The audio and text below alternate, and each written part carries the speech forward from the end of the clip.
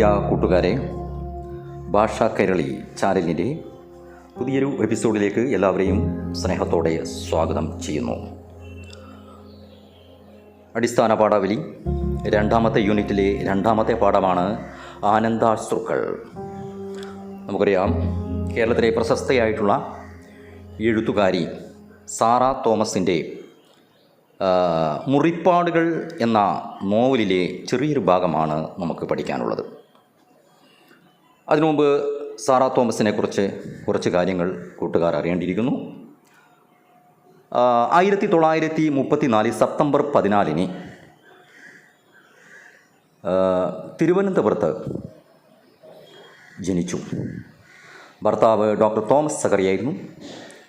1969 ജീവിതമെന്ന നദി എന്ന പേരുള്ള നോവലിലൂടെയാണ് അവർ മലയാള സാഹിത്യരംഗത്ത് കടന്നു വന്നത്. കൂട്ടുകാരെ, തുടർന്ന് എഴുതിയ നോവലാണ് നാർമുടിപ്പുടവ. വളരെ ശ്രദ്ധേയമായിട്ടുള്ള നോവലായിരുന്നു. ബ്രാഹ്മണ ജീവിത സമ്പ്രദായത്തിലെ സ്ത്രീകൾ അനുഭവിക്കുന്ന പ്രശ്നങ്ങളായിരുന്നു ആ നോവലിലൂടെ സാറാ തോമസ് കൈകാര്യം ചെയ്യുന്നത്. തുടർന്ന് എഴുതിയിട്ടുള്ള ചിന്നമു, വലക്കാർ, നീലക്കുറിഞ്ഞികൾ ചുവക്കുന്നേരം, ഗ്രഹണം, തണ്ണീർപ്പന്തൽ, യാത്ര, കാവേരി, മുറിപ്പാടുകൾ തുടങ്ങിയ നോവലുകൾ എഴുതിയിട്ടുണ്ട്. നാർമുടിപ്പുടവ എന്ന നോവലിന് കേരള സാഹിത്യ അക്കാദമി അവാർഡ് ലഭിച്ചിട്ടുണ്ട്. കൂട്ടുകാർ അറിഞ്ഞിരിക്കേണ്ട ഒരു കാര്യം, മുറിപ്പാടുകൾ എന്ന നമുക്ക് പഠിക്കാനുള്ള നോവലിലെ ഒരു ഭാഗമാണ് ആനന്ദാശ്രുക്കൾ എന്ന പാഠഭാഗം. മുറിപ്പാടുകൾ സിനിമയായിട്ടുണ്ട്, പക്ഷേ പേര് മാറിയിട്ടുണ്ട്. മണിമുഴക്കം എന്ന പേരിലാണ് ആ സിനിമ വന്നത്. അത് ഒരു ബ്ലാക്ക് ആൻഡ് വൈറ്റ് സിനിമയാണ്. കൂട്ടുകാർക്ക് അത് കാണണമെങ്കിൽ യൂട്യൂബിൽ കയറിയിട്ട് മണിമുഴക്കം നടിച്ചു കൊടുത്താൽ ആ സിനിമ കാണാൻ പറ്റും. അതിൽ ഈ നോവലിൻ്റെ മുഴുവൻ ഭാഗവും നമുക്ക് കാണാൻ പറ്റുന്നുണ്ട്. അപ്പോൾ നമുക്ക് കൂടുതൽ ഈ പാഠത്തെക്കുറിച്ച് അറിയാൻ സാധിക്കും. മുറിപ്പാടുകൾ എന്ന നോവൽ മണിമുഴക്കം എന്ന പേരിൽ സിനിമയായതുപോലെ തന്നെ ഇവരുടെ അസ്തമയം, അതുപോലെ തന്നെ പവിഴമുത്ത്, അർച്ചന, ഈ നോവലുകളൊക്കെ ചലച്ചിത്രമായിട്ടുണ്ട്. അപ്പോൾ ഇവരുടെ നോവലുകൾ വളരെ മനോഹരമായിട്ട് അഭ്രപാളികളിൽ വന്നതാണ്. 1970, 80 കാലഘട്ടങ്ങളിൽ മലയാള നോവൽ സാഹിത്യത്തെയും സിനിമയെയും ഒരുപോലെ സ്വാധീനിച്ച പ്രതിഭയായിരുന്നു. അതിശയോക്തിയില്ലാതെ, ഭാഷയുടെ അതിപ്രസരമില്ലാതെ ഏതൊരു വായനക്കാരനെയും ജീവിതമായി എളുപ്പത്തിൽ കോർത്തിണക്കാവുന്ന കഥാപാത്രങ്ങളെയാണ് സൃഷ്ടിച്ചത്. അത് മനസ്സിലാക്കുക.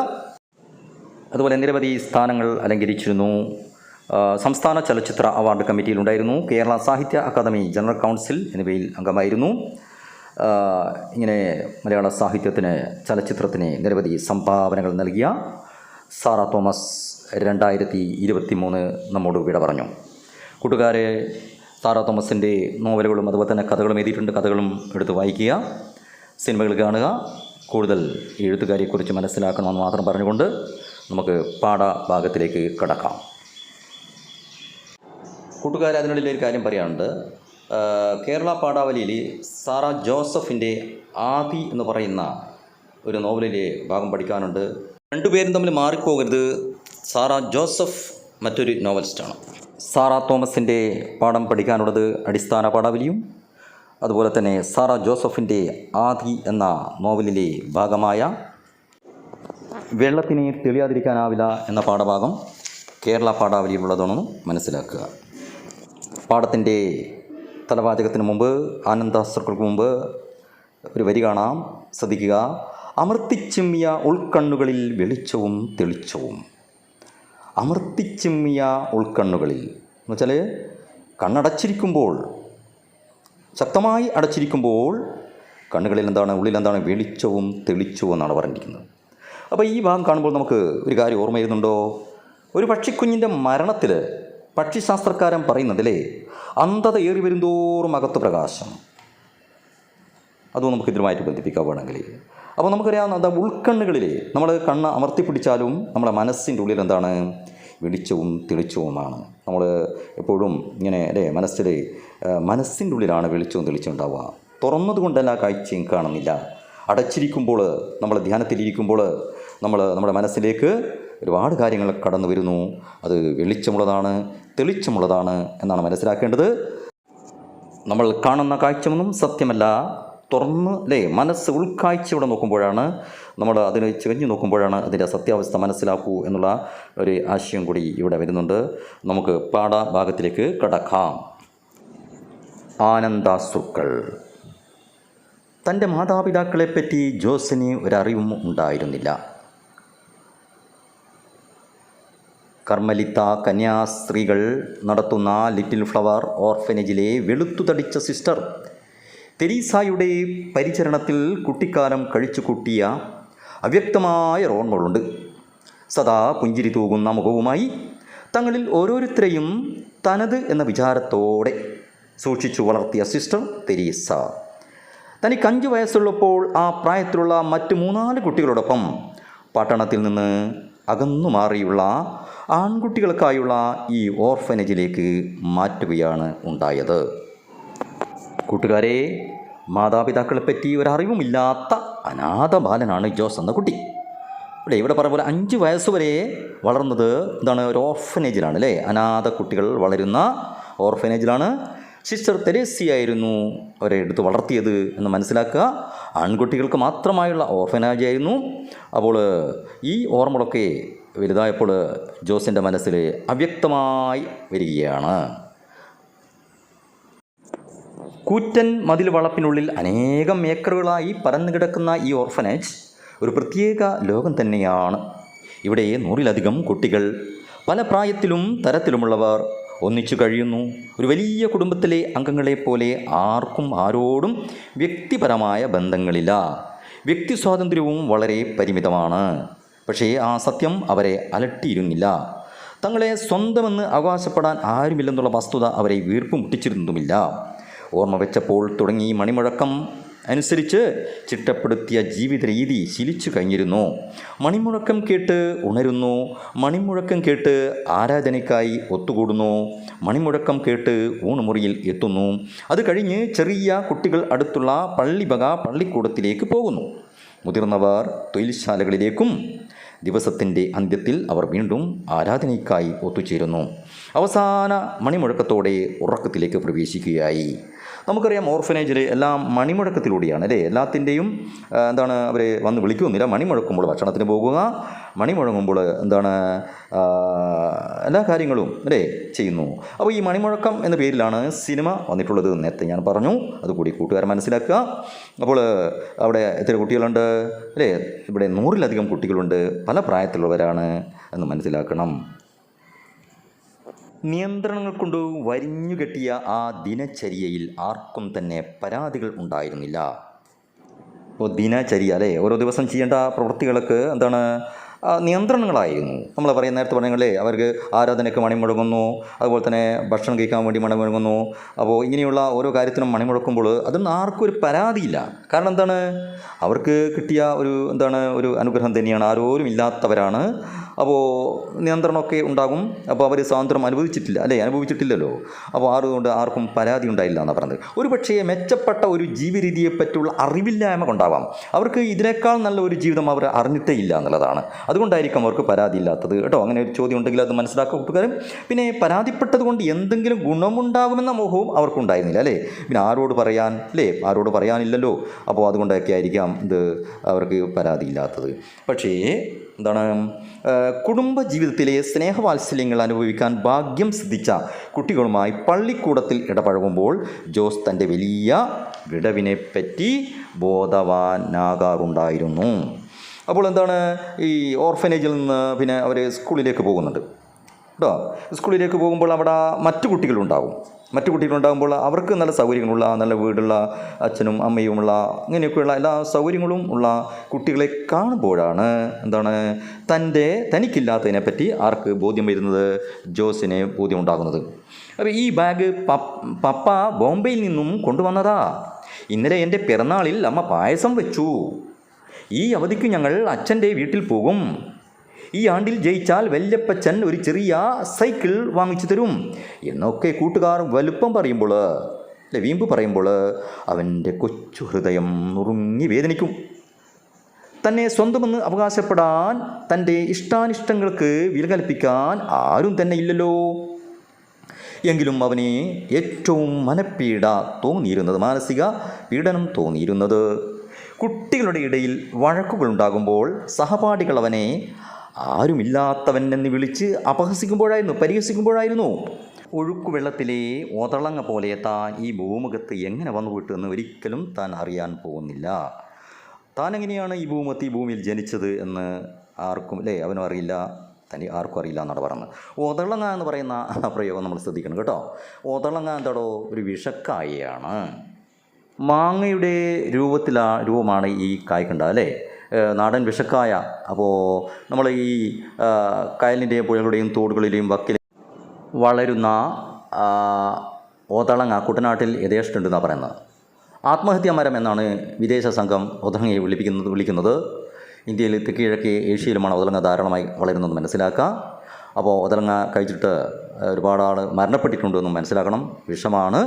അപ്പോൾ താൻ എങ്ങനെയാണ് ഒതളങ്ങ വെള്ളത്തിലിങ്ങനെ ഒലിച്ചൊലിച്ച് വരുന്ന ഒതളങ്ങ പോലെ താനെങ്ങനെ ഈ ഭൂമിയിൽ എത്തപ്പെട്ടു എന്ന് ജോസിനറിയില്ല. വൈകുന്നേരങ്ങളിൽ മ്ലാനത ദുഃഖം മൂടിക്കെട്ടിയ തളം കെട്ടിയ മുഖവുമായി കളിക്കാൻ കൂട്ടാക്കാതെ ജോസ് അനാഥാലയത്തിൻ്റെ നീണ്ട നടശാലയുടെ പടികളിൽ ചടഞ്ഞുകൂടുമ്പോൾ സ്നേഹത്തിൻ്റെ വെളിച്ചവുമായി അവൻ്റെ വിഷമതകൾ ആരാഞ്ഞ് ഫാദർ ഫ്രാൻസിസ് അരികിലെത്തും. ഈ ഫാദർ ഫ്രാൻസിസ് നമ്മൾ ശ്രദ്ധിക്കേണ്ട കഥാപാത്രമാണ് ദൈവത്തിൻ്റെ പ്രതിപുരുഷൻ. വളരെ സ്നേഹത്തോടെ നമ്മുടെ ജോസഫിനോടും മറ്റ് കുട്ടികളോടൊക്കെ പെരുമാറുന്ന ഒരു ഫാദറായിരുന്നു ജോസഫ് ഫ്രാൻസിസ്. അദ്ദേഹം ദുഃഖിച്ചിരിക്കുന്ന ഈ ജോസിൻ്റെ അടുക്കൽ വരുമായിരുന്നു. മകനെ, എന്താ നീ ഇങ്ങനെ ഒറ്റയ്ക്കിരിക്കുന്നത്?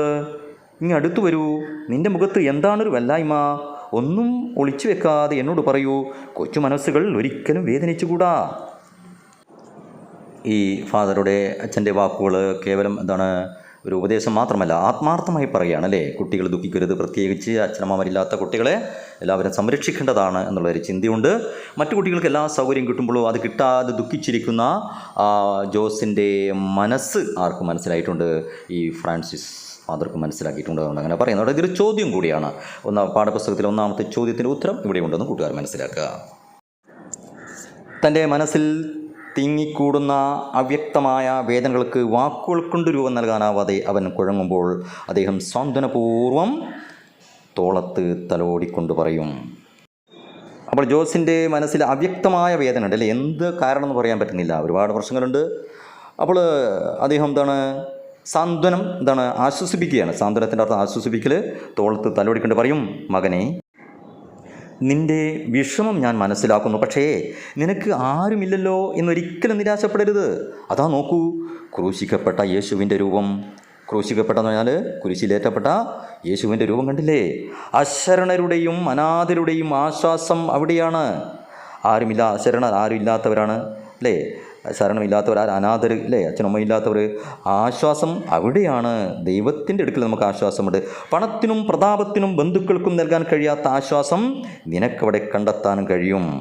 അപ്പോൾ പണവും അതുപോലെ തന്നെ പ്രതാപവും ഒന്നും നമുക്കെന്താണ് ആശ്വാസം നൽകില്ല. പണമുണ്ടായിട്ട് ഗുണമില്ല, പ്രശസ്തി ഉണ്ടായിട്ട് ഗുണമില്ല. നമുക്കെന്താ വേണ്ടത്? മനസ്സമാധാനമാണ്. പണവും പ്രതാപമൊക്കെ ഉണ്ടെങ്കിലും പലർക്കും ജീവിതത്തിൽ സന്തോഷമില്ലാത്ത ആൾക്കാരുണ്ട്. അപ്പോൾ അതൊക്കെ നമുക്ക് കിട്ടണമെങ്കിൽ എവിടെ വേണം? ദൈവത്തിലേക്ക് നമ്മൾ ഇറങ്ങണം എന്നാണ് പറഞ്ഞത്. അദ്ദേഹം പറഞ്ഞതെല്ലാം പൂർണ്ണമായി മനസ്സിലാക്കാൻ അവന് കഴിഞ്ഞില്ല. ഈ ഫാദർ പറയുന്ന വലിയ വലിയ കാര്യങ്ങളൊന്നും മനസ്സിലാക്കാനുള്ള പ്രായം അവനെത്തിയിട്ടില്ല. എങ്കിലും ആ ക്രൂശിത രൂപത്തിൻ്റെ കുരിശിൽ തറക്കപ്പെട്ട രൂപത്തിന് മുമ്പിൽ അവൻ ശരണം പ്രാപിച്ചു. ചെറുതും വലുതുമായ അവൻ്റെ ദുഃഖങ്ങൾ നിരത്തിവെച്ചു. എന്നും മുട്ടിപ്പായി അവനെ ഒരുപക്ഷേ ഉണർത്തിക്കാനുണ്ടായിരുന്നു. മുട്ടിപ്പായി പ്രാർത്ഥിക്കുന്ന അത്രയും മനസ്സിലുള്ള കാര്യങ്ങൾ തീക്ഷ്ണമായിട്ട് ദൈവത്തോട് പറഞ്ഞുകൊണ്ടൊരു പ്രാർത്ഥനയാണ് മുട്ടിപ്പായി എന്ന് പറയുന്നത്. അല്ലെങ്കിൽ നമുക്കിങ്ങനെ പറയാൻ മുട്ടുകുത്തിയിരുന്നു കൊണ്ട് പ്രാർത്ഥിക്കുന്നതിനെ പറ്റിയും പറയാറുണ്ട്. മുട്ടിപ്പായി എന്ന് പറയുന്നത് നമുക്ക് മനസ്സിനുണ്ടാകുന്ന ഏറ്റവും പ്രയാസകരമായ കാര്യങ്ങൾ ദൈവത്തോട് പറയുന്നതാണ് മുട്ടിപ്പായി പ്രാർത്ഥിക്കുക എന്ന് പറയുന്നത്. അല്ലെങ്കിൽ മുട്ടിലിരുന്നു കൊണ്ടാണ് പ്രാർത്ഥിക്കുക, അങ്ങനെയൊക്കെ പറയാമാണ്. അപ്പോൾ എപ്പോഴും ഇങ്ങനെ ദൈവത്തോട് ഇങ്ങനെ തൻ്റെ മനസ്സിലുള്ള കാര്യങ്ങൾ പറയാറുണ്ടായിരുന്നു. എന്താ പറയാറുള്ളത്? നമുക്കറിയാലോ, ആരോരുമില്ലാത്ത ഒരു കുട്ടി എന്തായിരിക്കും പറയുക? അനാഥനും അഗതിയുമായ തനിക്ക് പഠിച്ചു വരാനുള്ള മാർഗം തെളിച്ചു തരണേ എന്നാണ് പറയുക അല്ലേ. അഗതി ആരാടോ? ഉപജീവനത്തിന് വഴിയില്ലാത്ത വ്യക്തിയാണ് അഗതി എന്ന് പറഞ്ഞാൽ. അപ്പോൾ ആരുമില്ലാത്ത തനിക്കൊരു മാർഗം തെളിച്ചു തരണേ എന്നാണ് പറയുക. കിടക്കപ്പായിൽ മുട്ടുകുത്തി അവൻ ഹൃദയം നൊന്ത് പ്രാർത്ഥിച്ചു. ഉണ്ടോ ഈശോ തമ്പുരാനെ എനിക്ക് ക്ലാസ് കിട്ടണേ എന്നാണ് പറയുക അല്ലേ. ക്ലാസ് കിട്ടണേ. അപ്പോൾ എന്താണ്, ഫസ്റ്റ് ക്ലാസ് അല്ലെങ്കിൽ ഡിസ്റ്റിങ്ഷൻ ക്ലാസ് ഒക്കെ പണ്ടൊക്കെ അങ്ങനെയായിരുന്നു. ഇപ്പോൾ നമ്മൾ എ ഗ്രേഡ് എന്ന് A+ എന്നൊക്കെ പറയും പോലെ തന്നെ പണ്ട് എന്താണ് ഫസ്റ്റ് ക്ലാസ് ആയിരുന്നു SSLC, അതിനേക്കാൾ ഉയർന്നതാണ് ഡിസ്റ്റിങ്ഷൻ, ഇങ്ങനെയൊക്കെ ഉണ്ടായിരുന്നു. അപ്പോൾ നിം നിം നിം പ്രഭാതമണികൾ മുഴങ്ങുകയാണ്. അവൻ ചാടി എഴുന്നേറ്റു. നേരത്തെ പറഞ്ഞല്ലോ എല്ലാ കാര്യത്തിനും മണിമുഴക്കമാണ്. തൻ്റെ അരികിൽ ഉറക്കച്ചടവോടെ കിടന്നിരുന്ന പീറ്റർ പോലും എണീറ്റ് വരാൻ കാത്തു നിൽക്കാതെ തിടുക്കത്തിൽ പ്രഭാതകർമ്മങ്ങൾ നിർവഹിച്ചു. അപ്പോൾ പീറ്റർ എന്ന് പറയുന്ന അവിടെയുള്ള മറ്റൊരു കുട്ടിയാണ്. ചാപ്പലിൽ എത്തി. എവിടെ എത്തിയതവൻ? ചാപ്പലിൽ എത്തി. ഈ ചാപ്പൽ എന്ന് പറയുന്നത് ക്രിസ്ത്യ പ്രാർത്ഥനയ്ക്കുള്ള ഒരു സ്ഥലമാണ്. പള്ളിയിലുള്ള പ്രാർത്ഥനയ്ക്ക് വേണ്ടിയുള്ള ചെറിയ സ്ഥലത്തെയാണ് ചാപ്പൽ എന്ന് പറയുന്നത്. അവിടത്തേക്കാണ് പ്രഭാതകർമ്മം കഴിഞ്ഞിട്ട് നമ്മുടെ ജോസ് എത്തിയത്. പ്രഭാത പ്രാർത്ഥന കഴിഞ്ഞ് പുറത്തിറങ്ങിയപ്പോൾ ഫാദർ ഫ്രാൻസിസ് സുസ്മേരവദനായി അല്ലേ. എന്താണ്, ഒരു പുഞ്ചിരിച്ചുകൊണ്ട് ചാപ്പലിൻ്റെ നടയിൽ തന്നെ നിൽപ്പുണ്ട്. അവൻ ബഹുമാനത്തോടെ കൈകൾ കൂപ്പി ഫാദറിനെ വന്ദിച്ചു. ഈശോ മിശിഹായ്ക്കു സ്തുതിയായിരിക്കട്ടെ. എന്താണ് ഈശോ മിശിഹ എന്ന് പറയുന്നത്? ഈ ക്രിസ്ത്യൻസ് അവരെന്താണ് പരസ്പരം കാണുമ്പോൾ നിന്നിൽ ഞാൻ ഈശോയെ കാണുന്നു എന്ന് അർത്ഥമാക്കുന്ന തരത്തിലുള്ള ഒരു അഭിസംബോധനയാണ് ഈശോ മിശിഹായ്ക്ക് സ്തുതിയായിരിക്കട്ടെ എന്ന് പറയുന്നത്. ഈശോ മിശിഹായ്ക്ക് സ്തുതിയായിരിക്കട്ടെ മകനെ, നിന്റെ പ്രാർത്ഥന തമ്പുരാൻ കേട്ടിരിക്കുന്നു. ഇതാ നോക്കൂ. ലോഹയുടെ കീശയിൽ നിന്ന് അദ്ദേഹം പത്രമെടുത്ത് അവൻ്റെ നേരെ പിടിച്ചു. ലോഹ എന്താടോ? ലോഹ എന്നത് എന്താണ്, കാൽമുട്ട് വരെയോ അതിന് താഴെയോ എത്തുന്ന വൈദികർ ധരിക്കുന്ന ഉടുപ്പാണ്. നിങ്ങൾ കണ്ടിട്ടുണ്ടാവും അല്ലേ. ഈ പദം പോർച്ചുഗീസിൽ നിന്നാണ് ഇത് മലയാളത്തിലേക്ക് വന്നത്. തൻ്റെ നമ്പറിന് താഴെയുള്ള നക്ഷത്ര ചിഹ്നത്തിൽ അവൻ്റെ കണ്ണുകൾ തറച്ചു നിന്നു. മനസ്സിൽ ഉന്മേഷം പതഞ്ഞു പൊങ്ങി. അടുത്ത ക്ഷണം അവൻ കണ്ണുകൾ ഉയർത്തി ഫാദർ ഫ്രാൻസിസിനെ നോക്കി. തൻ്റെ ഭാവി എന്താണെന്നറിയാനുള്ള ആകാംക്ഷയോടെ അതേപ്പറ്റി തുറന്നു ചോദിക്കാൻ ധൈര്യം പോരായിരുന്നു. അപ്പോൾ എന്താ ഈ സംഭവം? പണ്ടൊക്കെ ഈ SSLC പരീക്ഷയുടെ റിസൾട്ട് എന്താണ് പത്രത്തിൽ വരാറുണ്ടല്ലോ. വരുമ്പോൾ ഈ ഫസ്റ്റ് ക്ലാസ് ഡിസിഷൻ ക്ലാസ് കിട്ടിയ കുട്ടികൾക്കൊക്കെ എന്താണ് ഒരു നക്ഷത്ര ചിഹ്നം ഉണ്ടാവും. അതാണ് ഇവിടെ കാണിച്ചിരിക്കുന്നത് കേട്ടോ. അപ്പോൾ അത് കണ്ടപ്പോൾ അവന് ഭയങ്കര സന്തോഷമായി. അപ്പോൾ എന്താണ്, കണ്ണുകളുയർത്തി ഫാദർ ഫ്രാൻസിസിനെ നോക്കി തൻ്റെ ഭാവി എന്താണെന്ന് അറിയാനുള്ള ഒരു ആകാംക്ഷ ആ കുട്ടി പക്ഷെ ചോദിച്ചില്ല. അദ്ദേഹം പുഞ്ചിരി കൊണ്ട് പറഞ്ഞു, വരൂ ജോസ്, എൻ്റെ മുറിയിൽ വരൂ. വിറയാർന്ന കാൽവെപ്പോടെ ജോസ് അദ്ദേഹത്തെ അനുഗമിച്ചു. പിന്നാലെ പോയി. ഭാവിയെപ്പറ്റിയുള്ള ഉത്കണ്ഠയുടെ മനസ്സിൽ പിടയുകയായിരുന്നു. അവൻ അകത്ത് കടന്നപ്പോൾ അദ്ദേഹം വാതിൽ ചാരി എന്നിട്ട് അവനെ അരികിലേക്ക് വിളിച്ചു. ജോസിങ് അടുത്തു വരൂ. നിൻ്റെ മനസ്സിലെ ആലോചനകൾ എന്തൊക്കെയാണെന്ന് എനിക്കറിയാം മകനെ. നീ ആശിക്കുന്നത് പോലെ നിന്നെ തുടർന്ന് പഠിപ്പിക്കണമെന്നാണ് എൻ്റെയും ആഗ്രഹം. ഫാദർ ജോസഫും അതിനെ അനുകൂലിക്കുമെന്ന് എനിക്ക് ഉറപ്പുണ്ട് അല്ലേ. മറ്റൊരു ഫാദറാണ് ഫാദർ ജോസഫ്, അവിടെ ഉയർന്ന സ്ഥാനത്തിരിക്കുന്ന ആളാണ്. ജോസിൻ്റെ കണ്ണുകളിൽ ആനന്ദാശ്രുക്കൾ അല്ലേ, ആനന്ദത്തിൻ്റെ കണ്ണുനീരാണ്. നമുക്ക് കണ്ണുനീർ രണ്ട് വിധത്തിലുണ്ടാവും അല്ലേ. ദുഃഖം കൊണ്ടുണ്ടാവും, സന്തോഷമുണ്ട്. അതാണ് ആനന്ദം കൊണ്ടുണ്ടാകുന്ന കണ്ണുനീരാണ് ആനന്ദാശ്രുക്കൾ എന്ന് പറയുന്നത്. അദ്ദേഹം വാത്സല്യപൂർവ്വം അവൻ്റെ തോളിൽ തട്ടി. ജോസ് നന്നായി വരുമെന്ന് എനിക്ക് തീർച്ചയുണ്ട്. എൻ്റെ എല്ലാ കഴിവുകളും ഉപയോഗിച്ച് ഞാൻ നിന്നെ അതിന് ശ്രമിക്കുകയും ചെയ്യും. വീടും കുടുംബവും ഉപേക്ഷിച്ച് യേശുവിൻ്റെ വേലയ്ക്കായി ഇറങ്ങിയവനാണ് ഞാൻ. എന്നെ സംബന്ധിച്ചിടത്തോളം എല്ലാവരും ഒരുപോലെ തന്നെ ആയിരിക്കേണ്ടതാണ്. പക്ഷേ എന്താ നിന്നോട് മാത്രം പ്രത്യേകമായ ഒരടുപ്പം, സ്വന്തം മകനെ പോലെ അല്ലേ. അപ്പോൾ യേശുവിൻ്റെ വേലക്കായി ഇറങ്ങിയവനാണ് ആര്? ഈ അച്ഛൻ. പക്ഷേ എന്താണ്, എല്ലാവരും എനിക്ക് മക്കളെ പോലെ തന്നെ, പക്ഷെ നീ എനിക്ക് പ്രത്യേകമായിട്ട് സ്വന്തം മകനെ പോലെ തോന്നുന്നു എന്നാണ് പറഞ്ഞത്. വികാര നിർഭരമായ സ്വരം പെട്ടെന്ന് നിയന്ത്രിച്ചിട്ട് അദ്ദേഹം തുടർന്നു അല്ലേ. വികാരം കൊണ്ട് നിറഞ്ഞിരിക്കുന്ന അദ്ദേഹത്തിൻ്റെ വാക്കുകൾ നിയന്ത്രിച്ചിട്ട് പറഞ്ഞു, അത് പോട്ടെ, ഇവിടെ കോളേജില്ലാത്തത് കൊണ്ട് ചങ്ങനാശ്ശേരി സെൻറ്റ് പീറ്റേഴ്സ് കോളേജിൽ ചേർത്ത് പഠിപ്പിക്കാനേ നിവൃത്തിയുള്ളൂ. അപ്പോൾ ഹോസ്റ്റലിൽ താമസിക്കേണ്ടി വരും. ഏതായാലും നീ ഭാവിയെ ഓർത്ത് വിഷമിക്കേണ്ട, എല്ലാം നീ ആശിച്ചതുപോലെ ശരിപ്പെടും. ഫാദർ ഫ്രാൻസിസിനെ ഒന്നുകൂടി വന്ദിച്ചിട്ട് അവൻ മുറിക്ക് പുറത്തു കടന്നു. ആഹ്ലാദം കൊണ്ടവൻ വീർപ്പ് മുട്ടുകയായിരുന്നു.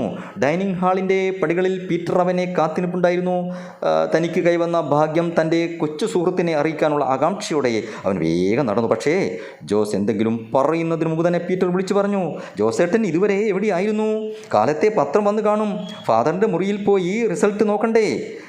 ഞാൻ ഫാദറിൻ്റെ അടുക്കൽ തന്നെയാണ്. പീറ്റർ വരുന്നത്. നിന്റെ പ്രാർത്ഥന മാതാവ് കേട്ടിരിക്കുന്നു. എന്നിട്ട് ഒറ്റ ശ്വാസത്തിൽ ഫാദർ ഫ്രാൻസിസ് പറഞ്ഞതൊക്കെ പീറ്ററിനെ പറഞ്ഞ് കേൾപ്പിച്ചു. അവന് സന്തോഷം കൊണ്ട് തുള്ളിച്ചാടി. എൻ്റെ ജോസേട്ടാ, ഇനി എന്തു വേണം? രണ്ടുപേരുടെയും കണ്ണുകൾ നിറഞ്ഞൊഴുകി ആനന്ദാശ്രുക്കൾ. കൂട്ടുകാരെ, ഇത്രയുമാണ് നമ്മുടെ പാഠഭാഗത്തുള്ളത്. തുടർന്ന് ബാക്കി നോവലിലാണുള്ളത്. നോവൽ കിട്ടിയില്ലെങ്കിൽ സിനിമ കാണുക. നമുക്കറിയാം, ഈ ജോസ് എന്ന കുട്ടി നല്ല വിജയം നേടിയതിന് ശേഷം അവനെ ഓർഫനേജ് കോളേജിലേക്ക് അയക്കുന്നുണ്ട് ഫാദറുടെ ശ്രമപ്രകാരം. അങ്ങനെ കോളേജിൽ അവന് ഉന്നത വിദ്യാഭ്യാസം നേടുന്നു. അതിനിടയിൽ അവനെ തേടി അവൻ്റെ അച്ഛൻ്റെ ജ്യേഷ്ഠൻ വരുന്നുണ്ട്. അങ്ങനെ ഈ ജോസ് എന്ന് പറയുന്ന കുട്ടി തൻ്റെ അനുജൻ്റെ മകനാണെന്നും അവനെ പഠിക്കുന്ന കാലത്ത് ഒരു പെൺകുട്ടിയുമായി സ്നേഹത്തിലാവുകയും അതിനിടയിൽ അയാൾ അപകടത്തിൽപ്പെട്ട് മരണപ്പെടുകയും അതിനുശേഷം ഒന്നും അറിയില്ല എന്നാണ് അച്ഛൻ്റെ ജ്യേഷ്ഠൻ പറയുന്നത്. അങ്ങനെ ഓർഫനേജിൽ നിന്നും വലിയ ബംഗ്ലാവുള്ള തൻ്റെ അച്ഛൻ്റെ ജ്യേഷ്ഠൻ്റെ വീട്ടിലേക്ക് ജോസ് പോവുകയാണ്. അങ്ങനെ ഓർഫനോട് വിട പറഞ്ഞുകൊണ്ടാണ് പോകുന്നത്. അവിടെ വെച്ച് അവൻ്റെ ജീവിതം വീണ്ടും കലുഷിതമാകുകയാണ്. അവനക്ക് വരുന്ന ബന്ധങ്ങളൊന്നും കല്യാണ ആലോചനകളിലൊക്കെ ആ ഓർഫനേജിൽ കഴിഞ്ഞതുകൊണ്ട് തകരുന്ന ഒരവസ്ഥയിലാണ്. അവൻ നിരാശനാവുകയാണ്. അവൻ്റെ ജീവിതത്തെക്കുറിച്ചുള്ള ഒരു കരിനില വീഴുകയാണ്. അങ്ങനെയാണ് ഈ കഥ പോകുന്നതെന്ന് മനസ്സിലാക്കുക. എന്തായാലും മനോഹരമായിട്ടുള്ള ഒരു നോവൽ ഭാഗമാണ് നമ്മൾ പഠിച്ചത്. ആരോരുമില്ലാത്തവരെ സംരക്ഷിക്കുന്ന അവരുടെ സ്നേഹം, അതുപോലെ തന്നെ ആ ഫാദറുടെ ഒരു മകനെപ്പോലെ കാണുന്ന ആ ഒരു ആത്മബന്ധമുണ്ടല്ലോ, ആ ബന്ധമാണ് ഈ നോവലിനെ കൂടുതൽ വൈകാരിക തലത്തിലേക്ക് നമ്മളെ കൊണ്ടുപോകുന്നത്. സ്നേഹത്തിൻ്റെ, അതുപോലെ തന്നെ കാരുണ്യത്തിൻ്റെ ഒരു ദൈവദൂതനായിട്ട് ഇതിൽ ഫാദർ എത്തുകയാണ്. അതുപോലെ തന്നെ നമുക്കറിയാം ഇതിൽ അവരുടെ ആനന്ദം ഇടക്കിടക്ക് അവൻ്റെ ഏറ്റവും സുഹൃത്തായിട്ടുള്ള പീറ്റർ എന്ന് പറയുന്ന കുട്ടി, ആ പീറ്ററും അവൻ തമ്മിലുള്ള ആ സ്നേഹബന്ധവും ഇതിൽ വളരെ മനോഹരമായിട്ടുള്ള അവതരണം തന്നെയാണ്. അപ്പോൾ ഇങ്ങനെയൊക്കെയുള്ള വളരെ മനോഹരമായിട്ടുള്ള ഉയർന്ന വിദ്യാഭ്യാസമുണ്ടെങ്കിൽ മാത്രമേ ഉയർച്ചയിലെത്താൻ കഴിയൂ എന്നുള്ള ഒരു കാര്യം കൂടി ഇതിലെടുത്ത് പറയുന്നുണ്ട്. അപ്പോൾ ആരോരുമില്ലാത്തവരെ അവരെ സംരക്ഷണം കൊടുക്കുകയും അവർക്ക് വിദ്യാഭ്യാസം നൽകുകയും അങ്ങനെ ഉയർന്ന നിലയിലെത്താൻ കഴിയും എന്നുള്ള ഒരു വലിയൊരു പാഠം നമുക്കിതിലുണ്ട്. നല്ല മനുഷ്യരായി ജീവിക്കാൻ നമുക്ക് കഴിയണം ഫാദറെ പോലെ. അതുപോലെ തന്നെ ഇതിലെ ജോസും അത്തരത്തിലുള്ള ഒരു യുവാവായി വരുന്നുണ്ട്. അപ്പോൾ ഇത്തരം നന്മകൾ നമ്മുടെ മനസ്സിലേക്ക് ഉണ്ടാകട്ടെ എന്ന് മാത്രം പറയുകൊണ്ട് ഈ പാഠം വിശകലനം ഇവിടെ അവസാനിക്കുന്നു. എല്ലാവർക്കും നന്ദി, നമസ്കാരം.